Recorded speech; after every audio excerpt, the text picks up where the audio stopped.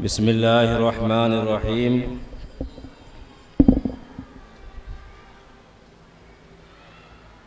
اللہ تعالیٰ نے قرآن کریم میں متعدد مقامات پر بار بار اتحاد و اتفاق کا حکم دیا ہے۔ پیغمبر اسلام نبی کریم صلی اللہ علیہ وسلم نے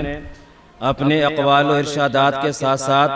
اپنے افعال سے بھی اتحاد کا پیغام دیا ہے۔ قرآن و حدیث میں اتحاد و اتفاقی فضیلت اور اختلاف کی مذمت اور وعید کو بار بار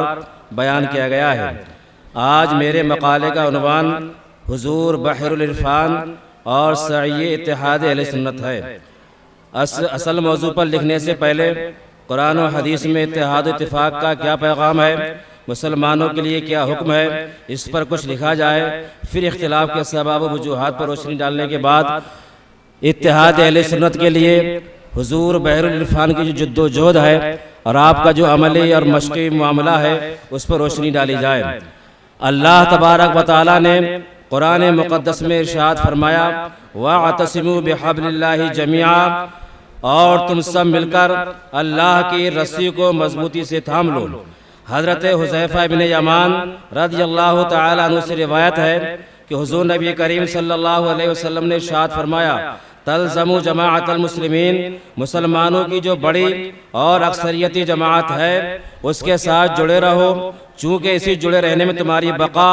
خیر، سلامتی اور عافیت ہے۔ ارشاد فرمایا گیا علیکم بالجماعہ وایاکم والفرقہ، مسلمانوں تمہارے اوپر واجب ہے کہ تم اجتماعیت کا ساتھ دو، مسلمانوں کی جو بڑی جماعت ہو اس کے ساتھ جڑے رہو اور آپسی اختلاف و انتشار سے ہمیشہ بچو۔ کیوں؟ اس لیے کہ فإن الشیطان مع الواحد وهو من الاثنين ابعد، اگر مسلمان تنہا و اکیلا رہ جائے تو شیطان کے قریب ہونا بڑا آسان ہو جاتا ہے، اور اگر مسلمانوں سے جڑ جائے، ایک ہو جائیں تو دو کے قریب شیطان کا جانا قدرے مشکل ہو جاتا ہے۔ حضرت ابو موسیٰ اشعری رضی اللہ تعالی عنہ نے رحمت عالم صلی اللہ تعالی علیہ وسلم سے یہ حدیث روایت فرمائی المؤمن للمؤمن کالبنیان یشد بعضه بعضا ثم شبک بین اصابعہ۔ آپ صلی اللہ علیہ وسلم نے ارشاد فرمایا ایک مسلمان دوسرے مسلمان کے لیے ایک مکان اور اس کی دیوار کے مانند ہے، جس کا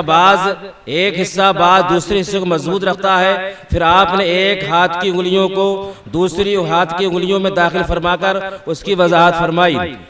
نقطہ اتحاد ہمارے لیے دین ہے، اس لیے نظام کائنات کی بقا اور انسانوں کی صلاح و فلاح کے لیے آپسی اتفاق اور اتحاد نہایت اہم و ضروری ہے۔ پھر اس کائنات میں اگر کوئی نیک جذبہ یا صحیح واسطہ ایسا ہو سکتا ہے جو تمام ہی انسانوں کو رنگ و نسل کے امتیاز اور زبان و ذات کے اختلافات سے نجات دلا کر ہر ایک کو اتفاق اور اتحاد کی لڑی میں پرو سکتا ہے تو بلا شبہ وہ دین حق یعنی اسلام ہی ہے۔ قرآن کہتا ہے کہ تم سب کا دین تو ایک ہی دین ہے وَإِنَّ هَذِهِ أُمَّتُكُمْ أُمَّةً وَاحِدَةً۔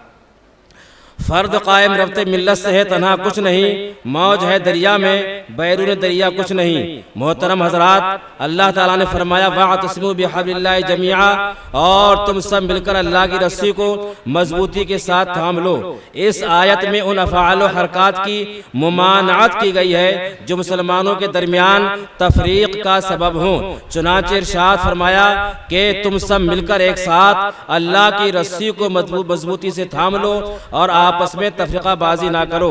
حبل اللہ کی تفسیر میں مفسرین کے مختلف اقوال ہیں، سب کا معال و انجام ایک ہی ہے۔ حضرت عبداللہ بن مسعود رضی اللہ تعالی عنہ نے فرمایا المعجم الکبیر میں ہے کہ حبل اللہ سے مراد جماعت ہے، اس لیے فرمایا گیا تم جماعت کو لازم کر لو کہ وہ حبل اللہ ہے، اللہ کی رسی ہے، اجتماعیت ہے جس کو مضبوط تھامنے کا حکم دیا گیا ہے۔ یہ یاد رہے کہ جماعت سے مراد مسلمانوں کی اکثریت ہے۔ تین لوگ مل کر اپنے کو جماعت کہیں تو وہ جماعت وہ نہیں ہو سکتی۔ پھر اس کے بعد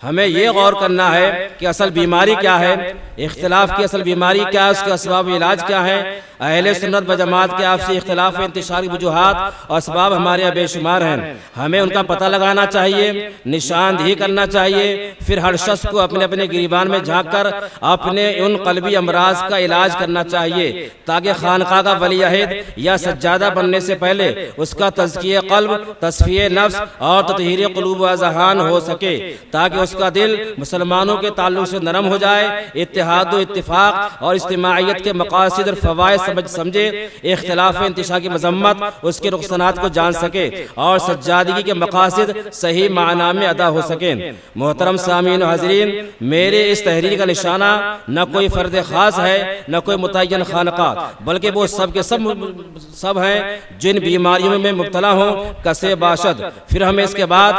باطنی ممنوعات اور محرمات باطنیہ کو تصوف کی کتابوں میں پڑھنا چاہیے کہ محرمات باطنیہ میں کیا کیا آتا ہے اور باطنی ممنوعات میں کیا ہے، اور آج کے قبروں کے مجاورین، مزاروں کے خدام، پیران اعظام، علماء و مشائخ سجادگان کے اندر ان محرمات باطنیہ میں سے کیا کیا پایا جا رہا ہے اور کیا ان کے اندر نہیں ہے، پھر اس کے بعد ہم ان کا علاج کریں تاکہ ہمارا علاج ہو سکے اور ہمارے اندر اتحاد بھی ہو سکے۔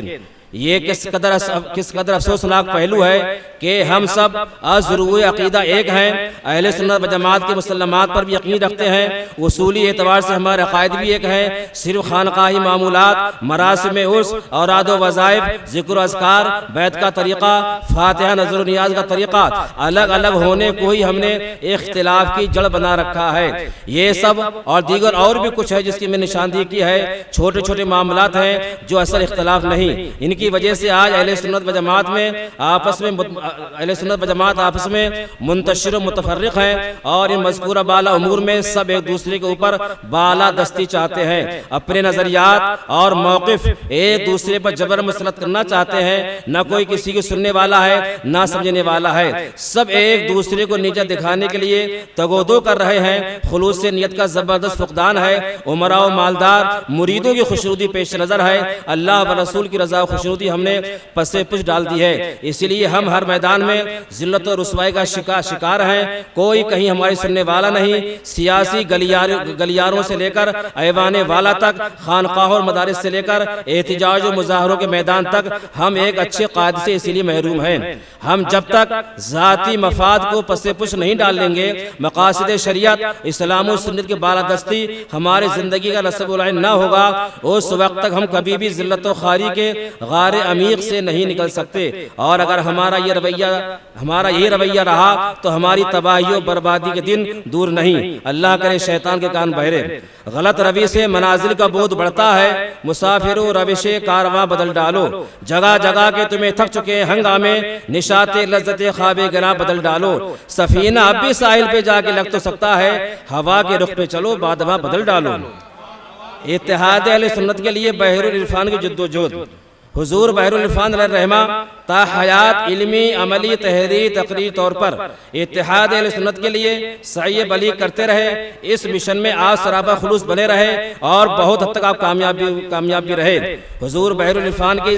کا مجددی مشن اور آپ کی زندگی کا خاص و اہم پہلو اتحاد و اتفاق کی دعوت تھی، فرماتے کہ مسلمانوں کی کامیابی اور کامرانی کا ذریعہ آپسی اتحاد و اتفاق ہے، اور صرف اسی کے ذریعے ہم اپنی عظمت رفتہ کو بحال کر سکتے ہیں۔ اس دور پر فتن میں حضور بحر العرفان کی تعلیمات پر عمل کر کے فرقہ واریت سے نجات حاصل کی جا سکتی ہے، جو آپ کی اعلیٰ فکر آب زر سے لکھنے کے قابل ہے۔ یہی وجہ ہے کہ ملت اسلامیہ کے بکھرے و منتشر شیرازے کو جوڑنے اور یکجا کرنے میں ہمیشہ فکرمند رہا کرتے تھے۔ آپ فرماتے کہ مبلغ کے لیے بھرپور علم ہونا اور اس کی تربیت کا تام ہونا، حسن فہم اور حکمت کا ہونا، خاص طور پر تبلیغ میں مخلص ہونا بہت ضروری ہے، جبھی ہم اپنی تبلیغ میں کامیاب و کامان ہو سکتے ہیں، اور بغیر حسن تبلیغ اور شخصیت سازی کے اسلام و سنت کا فروغ اور اتحاد قائم کرنا حد درجہ مشکل ہے۔ بحر العرفان سماعت و جہاد صفحہ نمبر 240۔ آپ اپنی پوری زندگی فروغ تصوف اور اتحاد کا کام انجام دیتے رہے۔ اس کے لیے آپ نے تمام خانقاہ کا رخ کیا، علماء و مشائخ کی خدمت میں اتحاد کا پیغام پیش فرماتے، صرف ہندوستانی نہیں بلکہ بیرون ہند بھی اس پیغام کو جاری رکھا۔ آپ اپنے اسٹیجوں پر بریلی شریف، ماریرا شریف، کچوشا شریف، مکن پور شریف وغیرہ اور دیگر اہل سنت کے عظیم المرتبت علماء و مشائخ کو جمع فرماتے، نیز ان سے اتحاد اور فروغ تصوف کے متعلق مشورہ بھی کرتے اور بحسن و خوبی ان کی خدمت میں اپنی تجاویز بھی پیش فرماتے۔ راقم سطور کو حضور بحر العرفان کی نماز جنازہ میں شرکت کی سعادت حاصل ہوئی۔ نماز جنازہ میں اتحاد اہل سنت کا جو عملی منظر فقیر ثقلینی نے ملاحظہ کیا تھا وہ اس وقت 15 جولائی 2019 بروز پیر سوشل میڈیا پر شیئر کیا گیا تھا، جس کو محب گرامی مولانا ظفر الدین برکاتی صاحب نے اپنے مضمون میں شامل کیا ہے، جو بحر العرفان سماعت الجہاد کا صفحہ نمبر 281 پر موجود ہے۔ حضور بحر العرفان حضرت علامہ مفتی آفاق احمد صاحب مجددی علیہ الرحمہ کے جنازے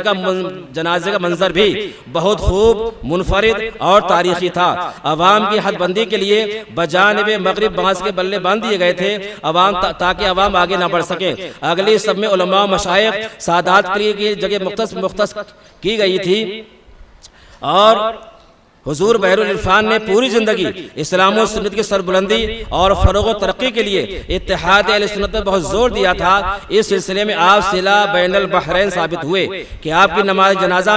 میں نے دیکھا کہ مکن پور شریف، بلگرام شریف، ماریرا شریف کی چوچا مقدسہ، ففون شریف کے سادات اور صدیقی فاروقی عثمانی شیوخ بھی موجود تھے اور تمام سلاسل کے علماء جنہیں میں پہچانتا ہوں وہ موجود تھے۔ انفرادی خصوصیات اور مجمع بحرین ہونے کا ثبوت یہ تھا کہ سہروردی، قادری، چشتی، نقشبندی، نظامی، صابری، اشرفی، وارثی، برکاتی، قلندری، مداری، صفوی، ابوالعلائی وغیرہ سلاسل طریقت منتسبین، ذمہ داران، علماء مشائخ موجود تھے۔ اب تک میں نے متعدد سجادگان، بڑے بڑے علماء مشائخ کے جنازے میں شرکت کی ہے۔ اس طریقہ روح پرور، نورانی، عرفانی، اسلامی منظر، اتحاد و اتفاق کا یہ حسین منظر میری آنکھوں نے اب تک نہیں دیکھا۔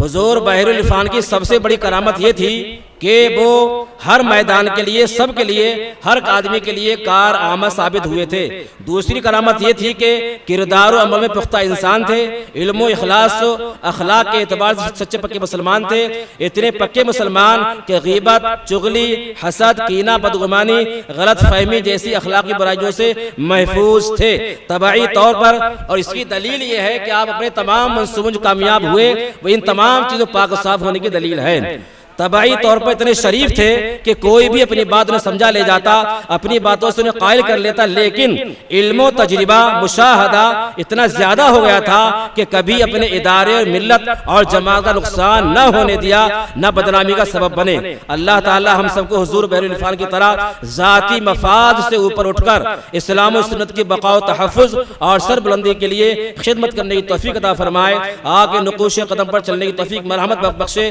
آپ کے مرقد منور پر بفیضان مجید الفسانی رحمت و غفران کی بارش فرمائے۔ آپ کے قائم کردہ جملہ تعلیمی مراکز کو عروج و ارتقاء کی منزل نصیب فرمائے۔ آمین یا ارحم الراحمین۔ السلام علیکم۔